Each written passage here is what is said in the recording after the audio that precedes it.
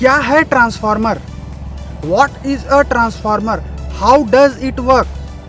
मतलब ट्रांसफार्मर का काम क्या है, ट्रांसफार्मर के कितने पार्ट्स हैं और हर पार्ट्स का काम क्या है।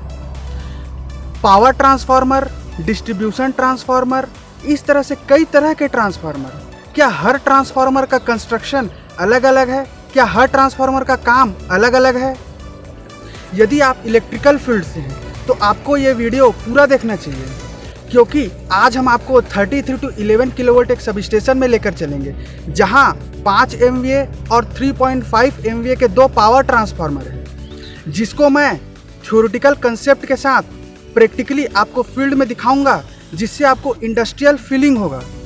यदि आप इलेक्ट्रिकल फील्ड से नहीं हैं फिर भी आपको ये वीडियो पूरा देखना चाहिए, क्योंकि ट्रांसफार्मर के थ्रू ही आपके घरों तक बिजली पहुंचती है। तो ट्रांसफार्मर को जानना बहुत ज़रूरी है। ट्रांसफार्मर का हर व्यक्ति के साथ एक स्पेशल कनेक्टिविटी होता है। तो आप हमारे साथ बने रहिए।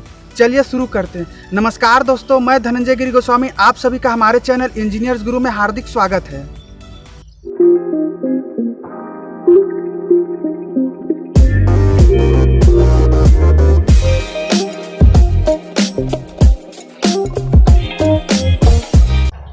हाँ तो दोस्तों, आपको सबस्टेशन ले जाने से पहले ट्रांसफार्मर के संबंध में कुछ बता देता हूँ। आपने ट्रांसफार्मर तो देखा ही होगा जो हमारे गली मोहल्ले में लगा हुआ रहता है। उस गली मोहल्ले में जो लगा हुआ ट्रांसफार्मर उसे हम डिस्ट्रीब्यूशन ट्रांसफार्मर कहते हैं, और जो सबस्टेशन में लगा हुआ रहता है उसे हम पावर ट्रांसफार्मर कहते हैं। सबस्टेशन मतलब जैसे हम बिजली बिल पटाने जाते हैं बिजली बिल ऑफिस, तो हम एक बड़ा सा ट्रांसफार्मर देखते हैं, उसे पावर ट्रांसफार्मर कहते हैं। उसी पावर ट्रांसफार्मर के थ्रू, मतलब उसी से हमारे गांव में जो गली मोहल्ले हैं, जो हमारे सिटी है, वहां तक सप्लाई आता है। तभी तो बिजली ज़्यादा देर तक गोल रहती है, तो विधायक तो चाचा है हमारे, डायरेक्ट बिजली ऑफिस में फ़ोन करवा देते हैं कि बिजली इतनी देर तक गोल क्यों हुई। खैर ये सब चीज़ अलग बात है दोस्तों। अब ट्रांसफार्मर को समझ लेते हैं कि ट्रांसफार्मर काम कैसे करता है।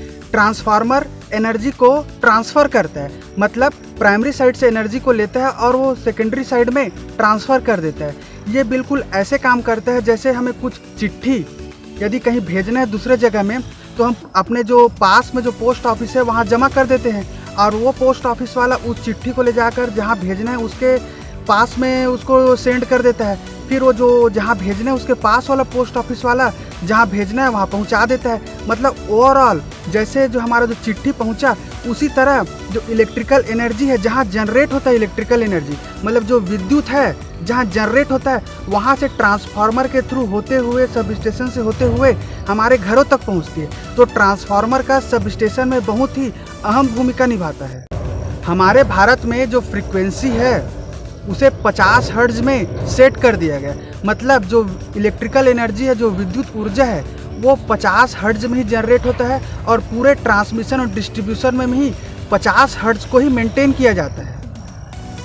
तो जो ट्रांसफार्मर होता है वो इलेक्ट्रिकल एनर्जी को ट्रांसफ़र करता है, मतलब वोल्टेज को स्टेप अप और स्टेप डाउन करता है। मतलब जो इनपुट में जो एनर्जी है ट्रांसफार्मर के, आउटपुट में भी एनर्जी उतनी ही रहती है। लेकिन जैसे ट्रांसफार्मर के इनपुट साइड में जैसे वोल्टेज 11,000 वोल्ट है, तो आउटपुट को उसे 400 वोल्ट में कन्वर्ट कर देता है। मतलब ट्रांसफार्मर जो है वोल्टेज को बढ़ाता है और घटाता है। इस मतलब वोल्टेज के बढ़ाने और घटाने के आधार पे ही ट्रांसफार्मर को हम स्टेप अप ट्रांसफार्मर और स्टेप डाउन ट्रांसफार्मर कहते हैं। तो गली और मोहल्ले में जो ट्रांसफार्मर लगा हुआ रहता है उसे हम डिस्ट्रीब्यूशन ट्रांसफार्मर कहते हैं। वो जो ट्रांसफार्मर है वो एक स्टेप डाउन ट्रांसफार्मर है, मतलब वोल्टेज को वो स्टेप डाउन करता है, मतलब कम करता है। मतलब जो बिजली ऑफिस है, सब स्टेशन है, वहाँ से 11,000 वोल्ट हमारे गाँव तक आता है। फिर उस 11,000 वोल्ट को 400 वोल्ट और 240 वोल्ट में कन्वर्ट करता है। मतलब जो दो लाइन है, जो ऊपर का जो लाइन, वो मतलब लाइन जो वोल्टेज होता है वो 400 वोल्ट होता है, और जो एक लाइन है और जो सबसे नीचे का जो न्यूट्रल वायर है उसके बीच का जो वोल्टेज वो 240 वोल्टेज होता है। मतलब हमारे घर में यदि सिंगल फेस आया है तो वो 240 वोल्ट रहेगा। यदि हम 3 फेस सप्लाई लिए हैं तो जो दो लाइन, मतलब जो 3 वायर रहता है और जो नीचे एक न्यूट्रल रहता है, तो जो ऊपर का 3 वायर है वो उसमें लाइन वोल्टेज रहेगा, दो वायर के बीच में 400 वोल्ट रहेगा, और एक फेस और न्यूट्रल के बीच में 240 वोल्ट रहेगा। तो हम इन सब के चीज़ों के बारे में अलग से भी चर्चा करेंगे, आप हमारे साथ बने रहिए। आज हम पावर ट्रांसफार्मर को समझ लेते हैं अच्छे से। तो दोस्तों, जैसा कि आप देख पा रहे हैं, ये सब स्टेशन मतलब बिजली ऑफिस में लगा हुआ पावर ट्रांसफार्मर है। इसे जनरली हम हर गली मोहल्ले में देख सकते हैं, जो डिस्ट्रीब्यूशन ट्रांसफार्मर है। हाँ, तो ये पावर ट्रांसफार्मर को रखने का प्रॉपर अरेंजमेंट है। चलिए मेन पार्ट्स को हम देख लेते हैं। ये ट्रांसफार्मर का टैंक है, जिसके अंदर ऑयल भरा हुआ रहता है। इसी ऑयल में ट्रांसफार्मर के कोर और वाइंडिंग को रख देते हैं। ट्रांसफार्मर के कंस्ट्रक्शन को समझना मुश्किल नहीं है दोस्तों। इतना बड़ा ट्रांसफार्मर है तो बहुत ज़्यादा सामान होगा, ऐसा बिल्कुल भी नहीं है। ट्रांसफार्मर का कोर आयरन के पट्टी, जिसे हम लैमिनेशंस कहते हैं, से बना हुआ होता है। कोर को हम सिंगल आयरन बॉडी से नहीं बनाते, क्योंकि ये लार्ज अमाउंट में ट्रांसफार्मर लॉसेस का कारण बनता है। कोई भी ट्रांसफार्मर का डिज़ाइन लॉसेस को देखते हुए करते हैं। ट्रांसफार्मर के जो कोर को लेमिनेशंस मतलब पट्टियों को जोड़कर बनाने का कारण एडी करंट लॉस को कम करना है। दूसरा लॉस होता है हिस्टेरेसिस लॉस, जो टोटली कोर मटेरियल पे डिपेंड करता है। इसलिए हम आयरन या सिलिकॉन स्टील को यूज़ करते हैं। इसी आयरन कोर के ऊपर प्राइमरी एंड सेकेंडरी वाइंडिंग को किया जाता है।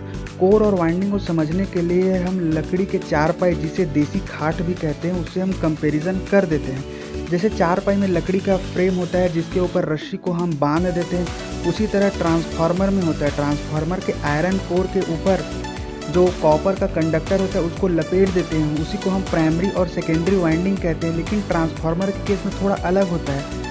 ट्रांसफार्मर के केस में जो प्राइमरी और सेकेंडरी वाइंडिंग होता है, वो इलेक्ट्रिकली सेपरेटेड होता है, मतलब उन दोनों के बीच में कोई इलेक्ट्रिकल कनेक्शन नहीं होता है। इसे हम रिप्रेजेंट करते हैं, उसमें हम देखते हैं कि दो लाइन होता है, उस दो लाइन वही रिप्रेजेंट करता है, टाइट मैग्नेटिक कपलिंग को ही रिप्रेजेंट करता है।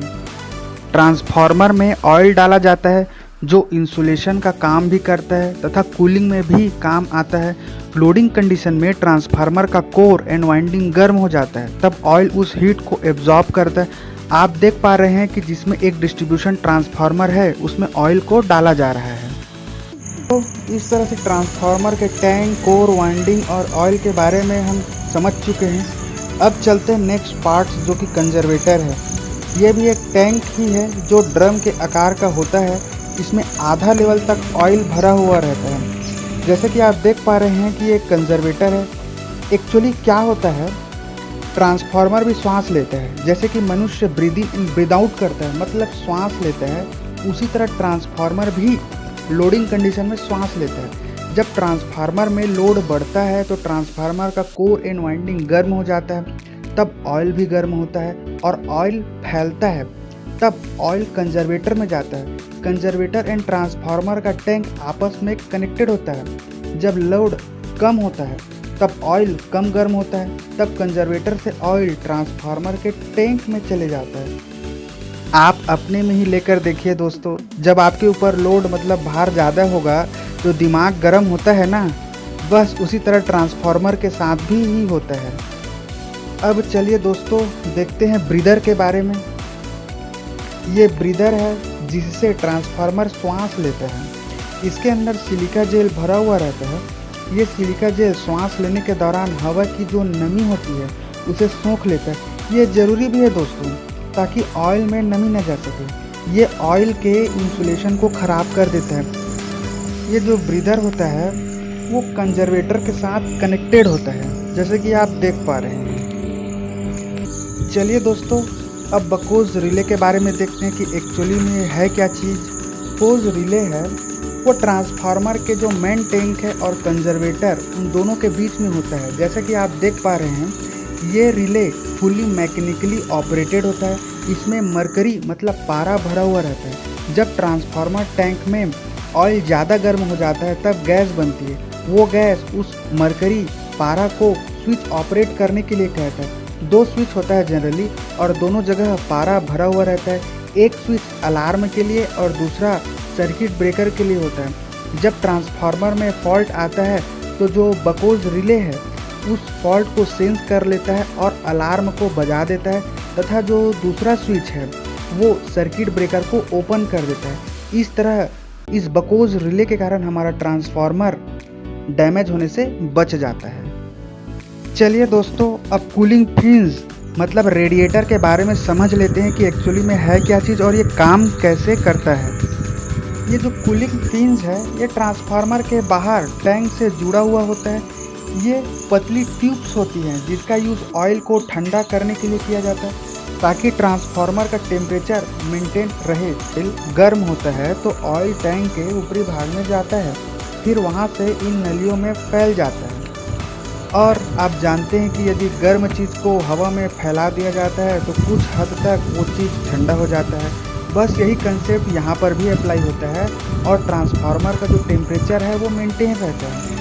ऐसा आप भी देखते होंगे कि ट्रांसफार्मर के बाहर में जाली टाइप सा रहता है, वही कूलिंग फिन्स है जिसे हम रेडिएटर भी कहते हैं। दोस्तों अब आपको कुछ और चीज़ दिखाते हैं। जैसे कि आप देख पा रहे हैं ये जो कंडक्टर है वो ट्रांसफार्मर के न्यूट्रल से कनेक्टेड है जिसे ग्राउंड किया गया है। ट्रांसफार्मर के न्यूट्रल को ग्राउंड करना भी जरूरी है। जब अनबैलेंस कंडीशन में रहता है ट्रांसफार्मर तो उस केस में ट्रांसफार्मर में फॉल्ट करंट फ्लो होना चालू हो जाता है। इस फॉल्ट करंट को अर्थ में ले जाना भी जरूरी है, अदरवाइज वो ट्रांसफार्मर को डैमेज भी कर सकता है। जैसे कि आप देख पा रहे हैं कि ये अर्थ में इसके लिए प्रॉपर पाइप अर्थिंग किया गया है ताकि यदि ट्रांसफार्मर में फॉल्ट करंट आए जिसे आसानी पूर्वक ग्राउंड किया जा सके।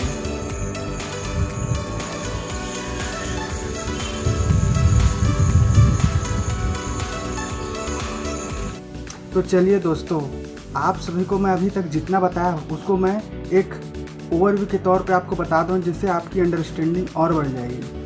तो ट्रांसफार्मर में क्या रहता है, पहले टैंक रहता है जिसमें ऑयल भरा हुआ रहता है। उस ट्रांसफार्मर के टैंक में जो कोर है और वाइंडिंग रखा हुआ रहता है। जो ट्रांसफार्मर के टैंक के ऊपर में एक कंजर्वेटर रहता है जो ड्रम टाइप रहता है। वो कंजर्वेटर और टैंक आपस में जुड़ा हुआ रहता है। जो कंजर्वेटर उससे एक पाइप निकल के ब्रीदर से कनेक्टेड रहता है, उसी ब्रीदर से एयर अंदर जाता है और बाहर निकलता है। तो ये है ट्रांसफार्मर के टैंक से जो फिंजेस है वो लगी हुई रहती है। वो जो फिंज है वो ट्यूब टाइप रहता है जिसमें जो ऑयल है ऊपर से नीचे की ओर फ्लो होता है। हम जानते हैं कि यदि किसी चीज़ को हम फैला दें तो क्या होता है, ठंडा हो जाता है। उसी प्रकार उस ट्यूब से ऑयल जाता है और हमारा जो ट्रांसफार्मर का ऑयल है ठंडा हो जाता है। तो इस प्रकार ओवरऑल है। और ऊपर में लगा रहता है बुशिंग। बुशिंग का कोई बहुत बड़ा काम नहीं रहता। जो ट्रांसफार्मर का जो बॉडी है उसे जो लाइव कंडक्टर है उसको एक डिस्टेंस मेंटेन करने के लिए बुशिंग का यूज़ किया जाता है। तो इस प्रकार ये ओवरऑल है। हाँ, ट्रांसफार्मर का जो कंजर्वेटर है और टैंक है उसके बीच में बकोज लगा रहता है, ये फॉल्ट से प्रोटेक्शन के लिए यूज़ किया जाता है। तो इस प्रकार ये ऑल जो जितने भी पार्ट्स हैं उनका एक फंक्शन है। तो दोस्तों मैं इसी तरह थ्योरेटिकल कंसेप्ट के साथ प्रैक्टिकली आपको फील्ड में दिखाऊंगा जिससे आपको इंडस्ट्रियल फीलिंग होगा। इसलिए आप हमारे चैनल इंजीनियर्स गुरु को सब्सक्राइब कर लीजिए। ये वीडियो अच्छा लगा तो इसे लाइक कर लीजिए। इस वीडियो को अपने करीबियों दोस्तों के साथ शेयर कीजिए। यदि आपको इस वीडियो के संबंध में कुछ कहना है तो कमेंट बॉक्स में कमेंट कर दीजिए। धन्यवाद। जय हिंद।